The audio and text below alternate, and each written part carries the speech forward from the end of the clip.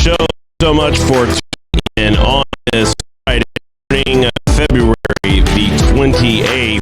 Normally the last day of February every year except leap year. So you've got that all settled away in your head. On the East Coast, 5 out west. And not the last day of February. Tomorrow, Saturday, we get a 29th day of February. Hope you have plans. Hope you have a good weekend this weekend as well with everything on your calendar. This last couple of days, we've kind of been going of the comment from Bob Bradley, some of the a look back a little bit at an article published in 442 that kind of covered a little bit of the history of going back to an article in 442, 1988, U.S. soccer.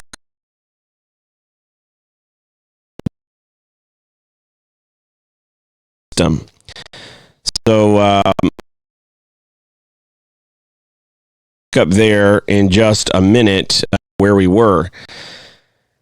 But I don't know if you paid any attention last night because Major League Soccer were involved. But last night was another qualifying round of the CONCACAF Champions League.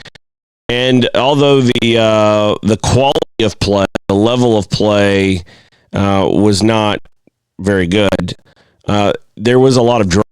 And fought their way back, took the lead in their home leg, which is the return leg of this two-legged fixture, and then gave up an equalizer to force not extra time, penalties. It goes straight to in these rounds, and lost in penalties. They are out. A lot of drama in Seattle. There was also drama in LA. Bob Bradley, who we've been talking about on the show, his team played last night in the CONCACAF Championship 2-0. They lost 2-0 at Lyon. They're trying to reverse that scoreline, at least score 2, hold Lyon to no goals so they could at least force penalties. The score ended up being 3-2. They won in Germany. An accidental cross that the LAFC series of that, little bit of fortune. The officiating in that match, that's the match I primarily watched, was atrocious. Watching this show, I am not an MLS apologist in any way, shape, form, or fashion. I do root for the league to be a success. So we can grow the game, but I want it to be a success doing the world game the world's way. Bradley talked about the other day. So there are a lot of things about Major League Soccer that I call out. A lot of things about Major League Soccer that I point to here and there in terms of reforms.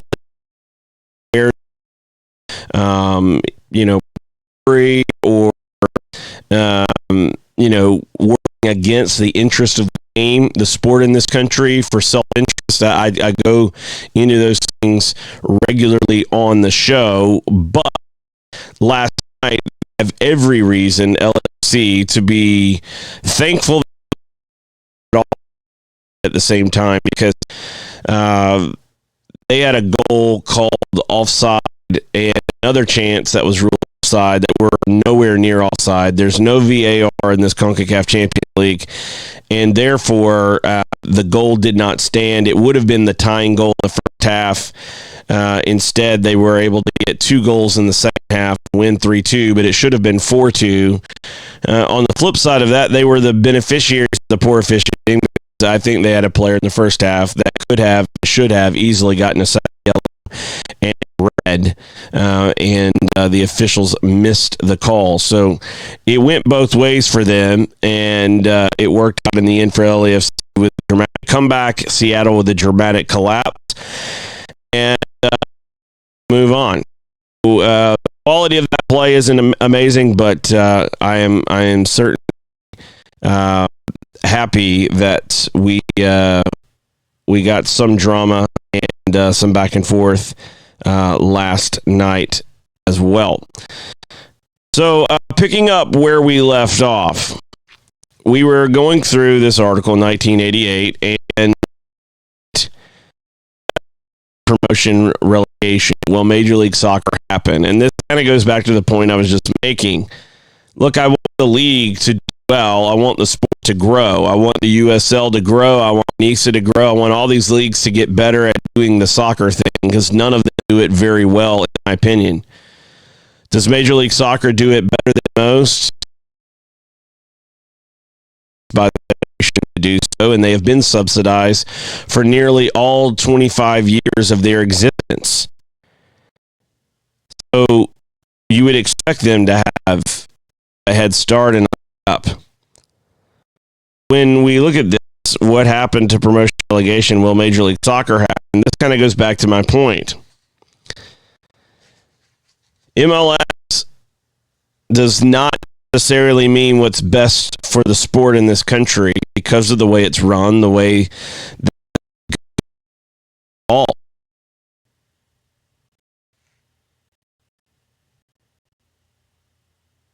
Back to the article. U.S. soccer's future is pro-rel, smaller markets, and muffins. In August 1990, a new U.S. Soccer Federation president, Alan Rothenberg, helped create MLS, and general policies were changed because the owners did not want to duplicate NASL history. In the wake of the demise of the original NASL, where high salaries were paid, some critics claimed wasted to some aging foreign players who were well past their prime. Others wanted a league to sustain itself and not go out of business due to inflated salaries. U.S. soccer lower professional divisions and clubs still trying to get a foothold in the American Professional Soccer League, the APSL, and the U.S. Interregional Soccer League, the USL today. It used to be the USISL. Now it's known as the USL. D2 and D3 respectively. At the time, promotion relegation was deemed unfair to MLS owners, invested and lost millions not to play in the top flight. So, the single concept was unveiled in December 1993 with a salary cap and other restrictions that prevented overspending. Slowly but surely, some of the concepts have become are becoming reality. MLS teams will have 23 teams this MLS will house 23 teams this season, with Miami preparing to play in 2020 as well as Nashville. The USL is making a distinction between which teams will play in its second division and third divisions and has floated the idea of promotion relegation between the two. Now, this article came out a couple of years ago, back when the USL had announced their second and third division projects, which we now know have been rebranded as the USL Championship as Division 2 and the USL League 1 as Division 3, ripping off, this is one of my gripes with the USL, ripping off the labels from the English system.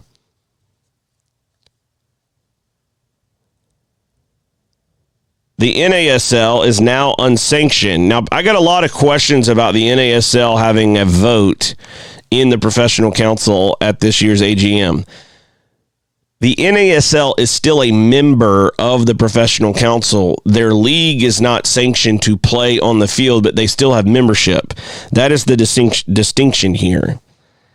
And not competing in the spring of 2018 after losing Division II status. NISA was formed in 2017 and just kicked off. I'm kind of giving a little bit of update from this 1988 article. Kicked off this fall 2019. It also has addressed a desire for promotion and relegation at some point. There is also there is also an unofficial fourth tier of soccer in the U.S., though it is not professional, with the what used to be called the the Premier Development League, the PDL, which is now USL League 2, the NPSL, the National Premier Soccer League, and the United Premier Soccer League, that's the UPSL, and local amateur leagues.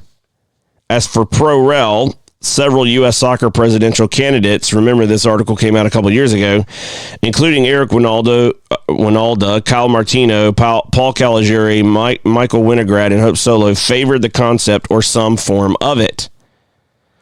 With Carlos Cordero being elected president, the likelihood of promotion relegation is nil. I don't think Carlos fully understands the economic impacts. That seems to be what drives him, is bottom lines. How can we grow the nest egg, our 5-year business plan, investments, trying to grow the pot, all of that. I don't think he understands how much money the Federation and its members are suffocating with its current system. But the possibility of promotion might have a chance at the lower professional levels. So, I don't know if you remember this. I'm going to get to this right now. A couple years ago, right after the election, there were these talks about Division Zero. Led by Jacksonville Armada owner Robert Palmer, there are talks about the possibility of Division Zero, in which community-based soccer teams in the lower divisions would be able to move up the ranks and eventually become pro teams someday. At the moment, that is only talk, just as the 1988 plan ended up being. We have seen that the Division Zero initiative and plan, I was in one of those meetings right after the election to kind of brainstorm what's possible, and that has gone nowhere. The concept is nice, but it was never fully formed in a way that I ever saw. There were a lot of good discussions surrounding it, but we certainly were not there in terms of moving forward, taking action, etc. In regards to this whole plan, this 1988 plan. The thing about the concept, the plan, what could have been, is the fact that it's still there. The need is still there. I had someone yesterday on Twitter ask me, do you have facts? Do you have data to support that the sport would explode in this country with promotion and relegation? Well, my greatest examples are to look around the world. Look at what has happened in China. Look at what has happened in Japan. 2 leagues that are newer, and the explosion of money into those leagues and the growth in those leagues. Both have promotion relegation. But also, let's look at the big leagues. The leagues that we know about. The soul of the sport, in many ways, is in South America. And those countries have promotion and relegation. The commercial might of the sport is found in Europe. All of those countries have promotion and relegation. We are a continent-sized country. We're huge geographically. We have a lot of people. And soccer is the kind of sport where you've got to get local to get coverage. And by coverage, I don't just mean media coverage. Coverage also means in terms of the sport. Almost think of it like a cell service coverage. And connecting all of these clubs into one system does a lot of things. It can begin to fix the mess, and that includes, in a major way, our youth system. If we connected all of these clubs into one system, top to bottom. We can have programming for players and for kids to play locally with a club run kind of intramural, community-based, recreational, whatever terms you want to use, league. But we also need to connect together in a network those teams, those clubs, and those players who have interest in playing at a higher level, not just in their city, but playing other clubs in their city or other clubs in their area, etc. And that goes for the adults down to the kids. So in one system, we now begin to connect things together. Here's what happens. You have more opportunities for coaches, for players, for scouts, for agents, for club executives. You have a copy and paste is not going to work. Having a second division that is national makes sense.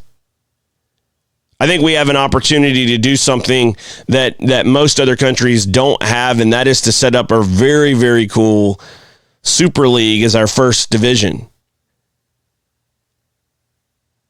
In essence, our second division operates really more like 4 separate first divisions with a Champions League style annual entry tournament where all 16 entries into the tournament every year are based on what they did the year before. And our second division becomes that holding tank, incubator of our top professional clubs. So you have, let's say, a West region, a South region, a Midwest, and an East region, these kind of super conferences that allow us to address the enormous geographical landscape that we deal with in American soccer. This is where we can learn from American sports. This is something that's always thrown about as an excuse in the upper echelons of U.S. soccer. At the highest levels, one of the excuses they use, and they're all excuses, they're just problems ready to be solved.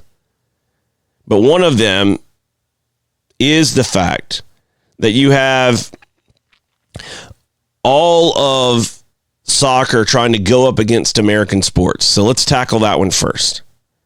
Why not learn from American sports?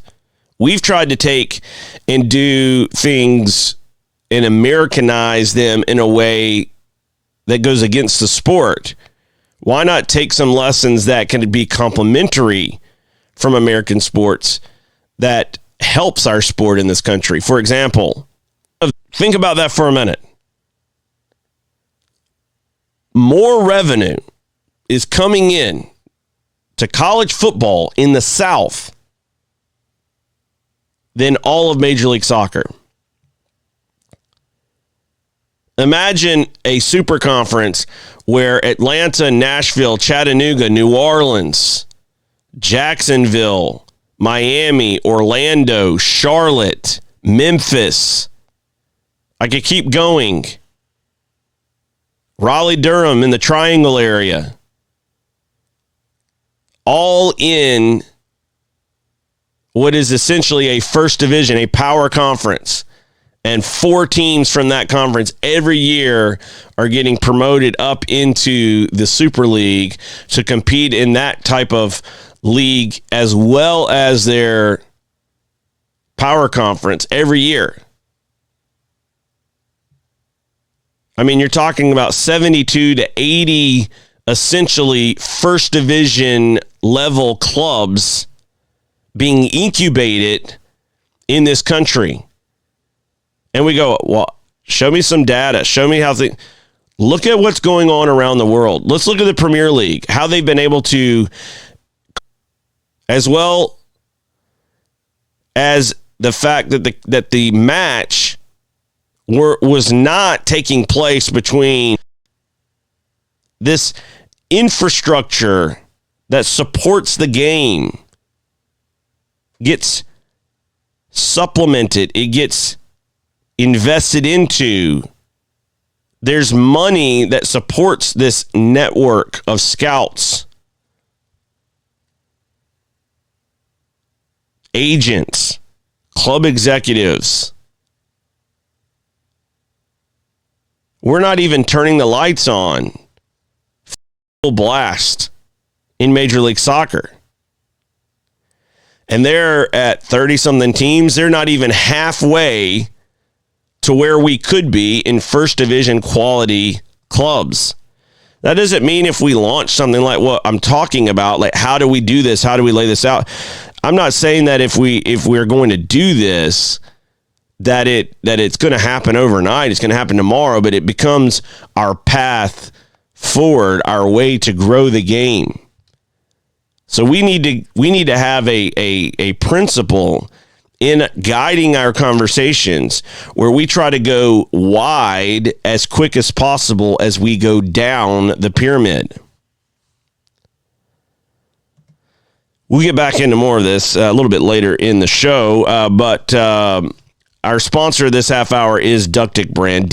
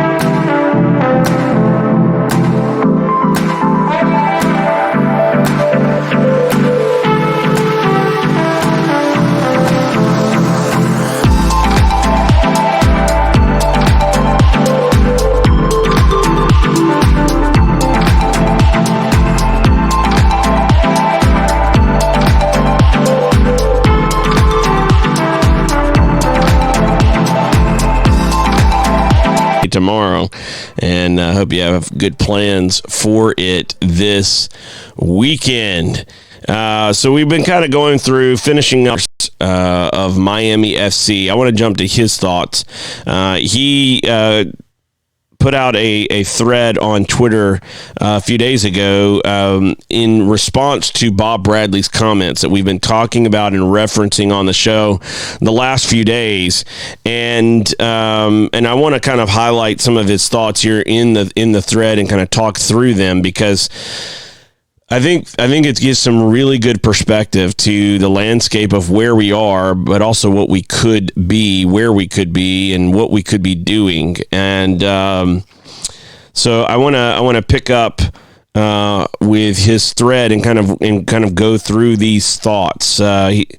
He since 2006, he has Paul Dalglish has played in the MLS. He's coached recreational youth, competitive youth, MLS Academy, PDL, NPSL, NISA, NASL, USL, and MLS.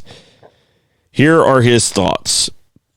First, ultimately, the whole soccer landscape, TV revenues, sponsorship, merchandise, ticket sales, transfer revenues, etc., all comes down to the quality of the individual player.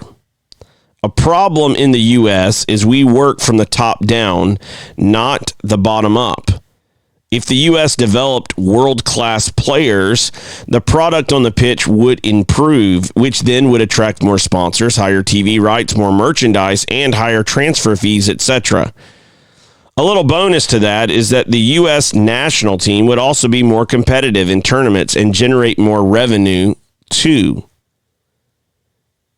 I grew up as a kid in the UK hearing the stories of the American dream, how you can achieve anything in this country.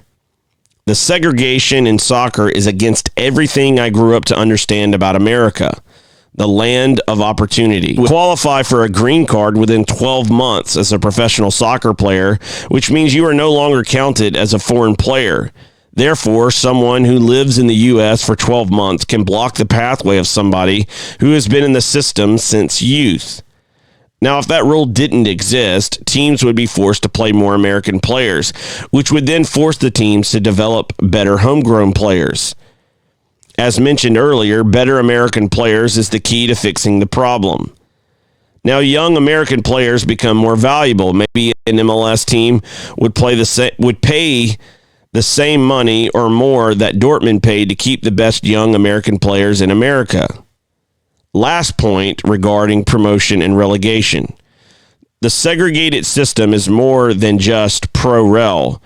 You cannot earn an opportunity as a coach, player, or front office worker on merit. You have to be given an opportunity. For example, I coached in the PDL for the Austin Aztecs. My wife had a job and we bought a house. We won the national championship and I won Coach of the Year. Without promotion and relegation, I had to decide, do I stay in the PDL in the city we love, or do we take a job at a higher level and move the family? My point is, there's so much turnover of players and staff when long-term stability and consistency is needed for development. It's hard to make your club a community asset when the key to start and do our best to kind of give some thoughts and some color to some of the things that Paul is referencing here. First and foremost, TV, and we want to watch sports. We want to see the best. This is why in college sports, the SEC crushes every other conference in viewing. Don't believe me? Go look at TV ratings. Birmingham, Alabama, where there are none of these games taking place, will often be the largest viewing audience for a TV match, a big TV match, in another part of the country.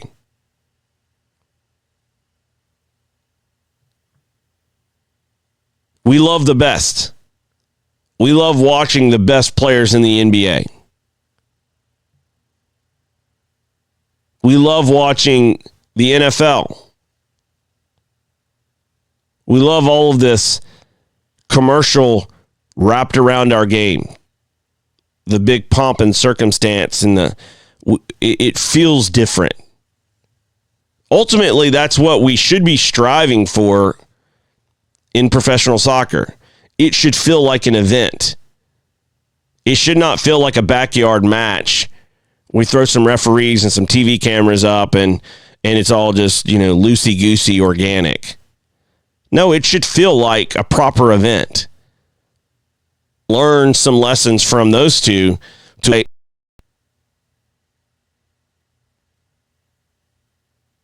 How does all of that support the development of the individual player, or why does it come down to the quality of the individual player?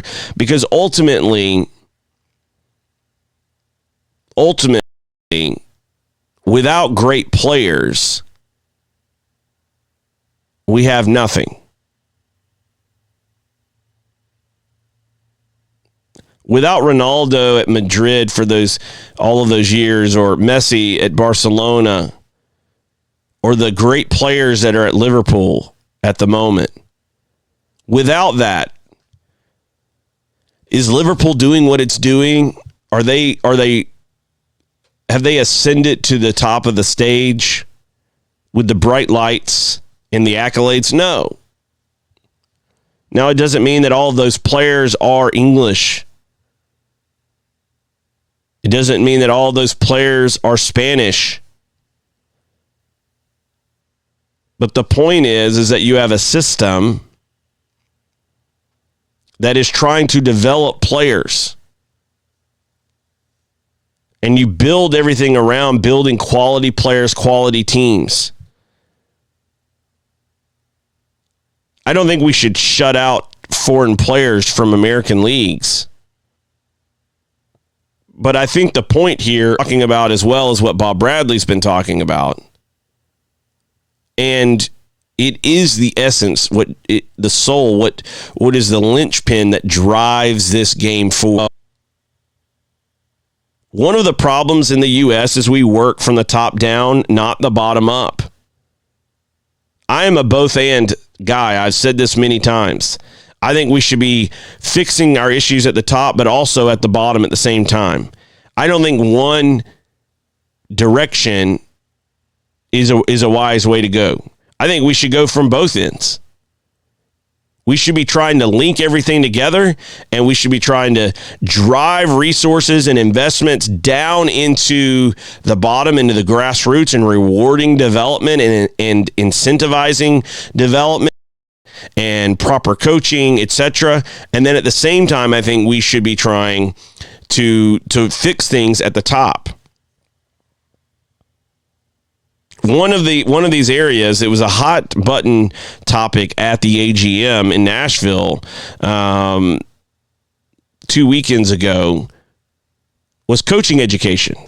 Coaching education is expensive in this country. Now, a simple economics lesson. You tax things you want less of,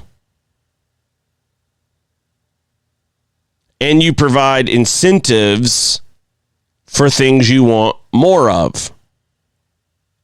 Gatekeepers and compromise and take on the federation's goal and not try to be the best in the world, but just try to make it the best sport in this country or the most preeminent sport in this country.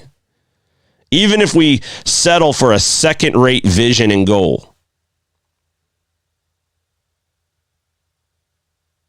Shouldn't we make at the heart of that getting more educated coaches all around the country? Shouldn't that be like a major point of focus and emphasis to get we want to be the country that has the most licensed coaches in the world.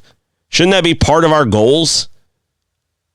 And to do that, does that mean we need to be charging higher and higher rates and giving less and less access? Or continuing to limit access? Or do we find ways to grow the candidate pool and get more into the courses?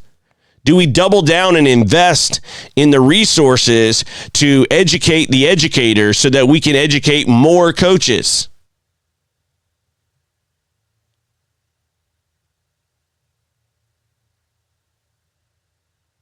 These are simple things that we have to figure out, i.e., coaches.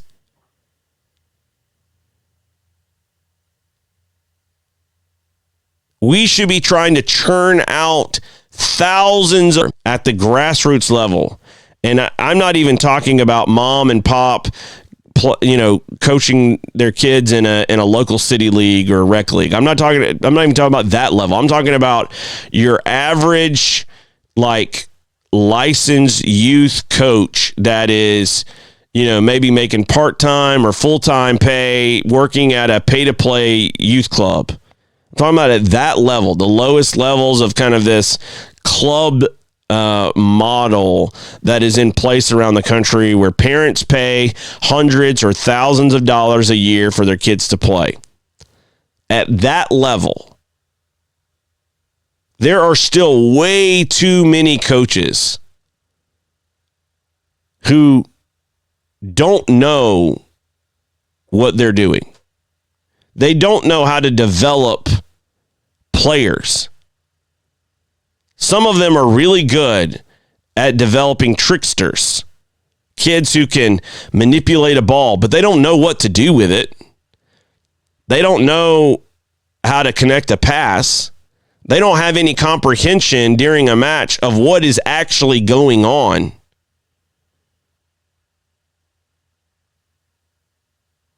I was watching, before we get back to this, I was watching the Kobe memorial service. Wanted to go and play in college. Don't just go run around and do this, but like, what are you trying to do? When he picked Michael Jordan's brain and he said, look, what skills were you working on when you were 12 years old? Because he's trying to, how do I impart these and focus with Gigi in her development? And MJ was like, I don't know. I was playing baseball. But this was Kobe's mind. He was always looking at, taking another layer of the onion and peeling it off and finding these core things to go better, to go deeper, to be better as a coach, better teacher, better mentor.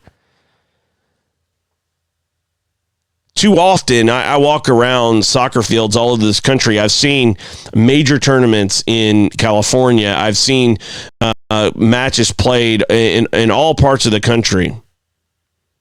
And time again, I see the same things happening over and over again. It's not isolated geographically.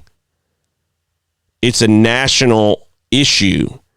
We do not have coaches who really know how to teach the game. We have a group of coaches who are what I would call technical coaches. They go out and they work in their training. Famous manager once said that it's a series of 11 1v1s. Those 11 1v1s don't happen in isolation. You have players that are not being educated in the game. Doesn't mean we all have the same playing style. Does not mean we have the same playing philosophy. But it does mean that we understand the game. We understand when we press and when we don't. We understand how to take a throw in. Who are we looking for and what are we aiming to do? The why behind all of the whats and the hows and the whens. And that comes back to coaching. And one of the points that Paul Dalglish made is that even when you are in the higher levels of the amateur system and you win and you don't get promoted, the only opportunity for advancement is to move and to leave. Excuse me, that creates instability in a city, in a club, in a community, in player development.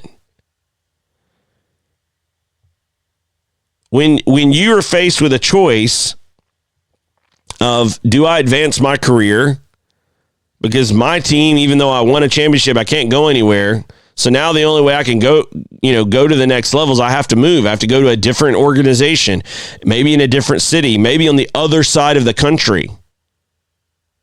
So rather than a coach chaos, and we don't have cycling of players and coaches and staff all over the country, and there's no stability. Why? Because the system that we have is dysfunctional. How are we going to teach the coaches? How are we going to educate the educators properly if we're constantly having to look to leave to go and do what we want to do? To play at a higher level, to coach at a higher level, to bring more revenue into the club. Well, I can't get it done here. I've got to go somewhere else. Speaking of going somewhere else, Charity Water goes places all over the world, and they provide clean drinking water when they go, and that changes the trajectory of those people's lives. And just like we need better educators educating our players in this country, and as well educating our educators, our coaches, we need organizations like Charity Water to do the things that they do to provide clean drinking water so that those people have opportunity right where they are and not being forced to go to some other part of the world just to live, that they can live right where they are and have clean drinking water and build a better future for themselves. Learn more about Charity Water at charitywater.org today. We know how to bring clean drinking water right now to every single person on earth. And when you can bring water into communities, it truly transforms.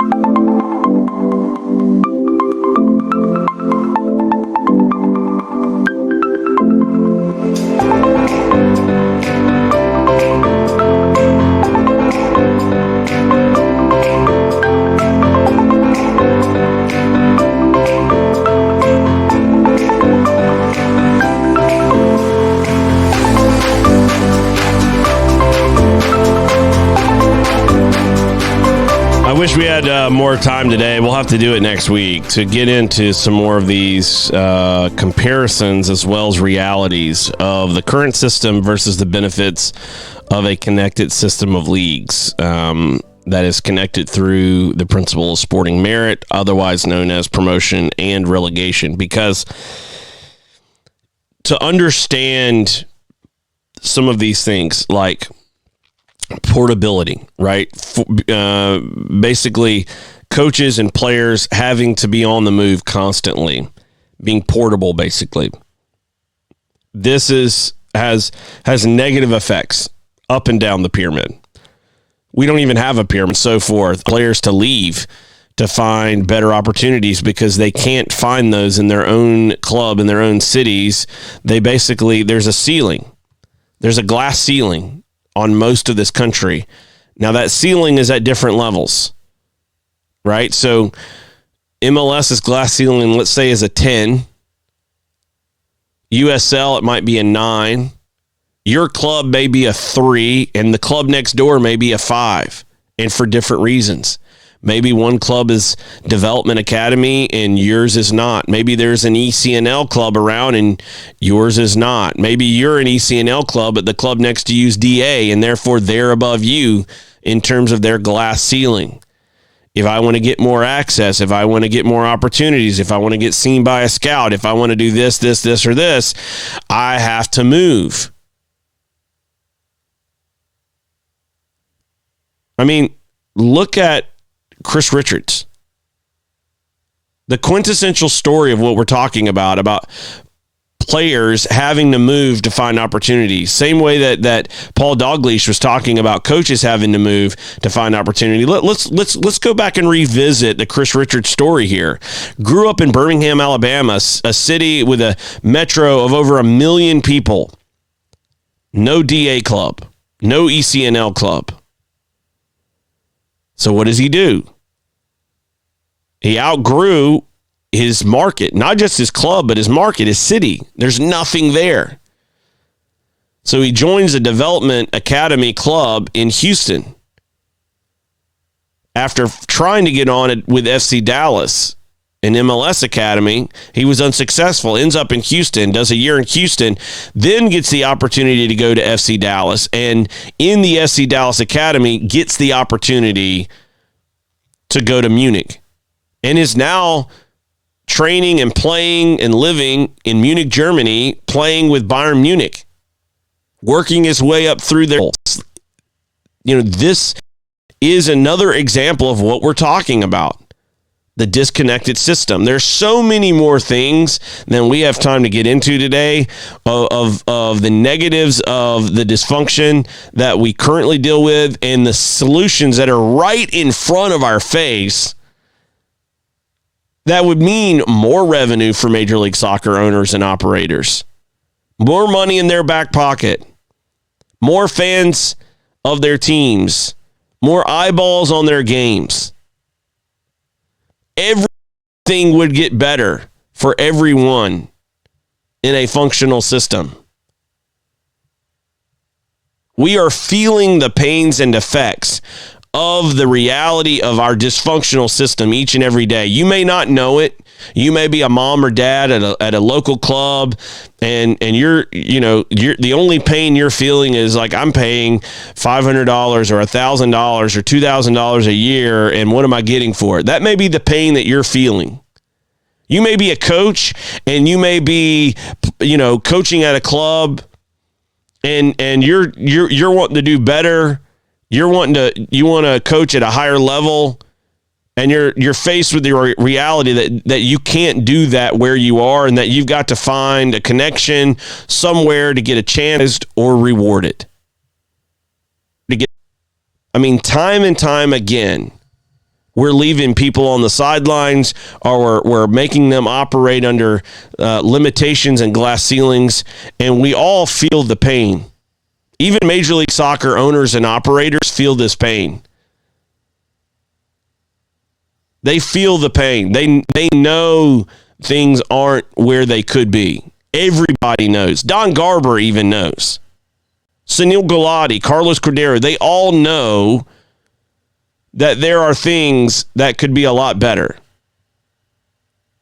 The problem is we have not yet made the decision to fix them. And part of it is I don't think as a country we understand how integral to that fix and solution is solidarity payments, training compensation, promotion and relegation, and all of the other things that Bob Bradley was talking about, the things that Paul Dalglish was talking about, how all of those things work together and over time gets our entire system, our players, our coaches, our clubs, our executives into proper alignment, and then the game flourishes. Then it explodes. Then the market surrounding soccer in this country is elevated to a level we have never seen before. Tomorrow, and I hope you got some great plans for the weekend, and if not, and just enjoy a chill weekend. I'll help you any way that I possibly can. Thanks for watching. We'll see you again on Monday.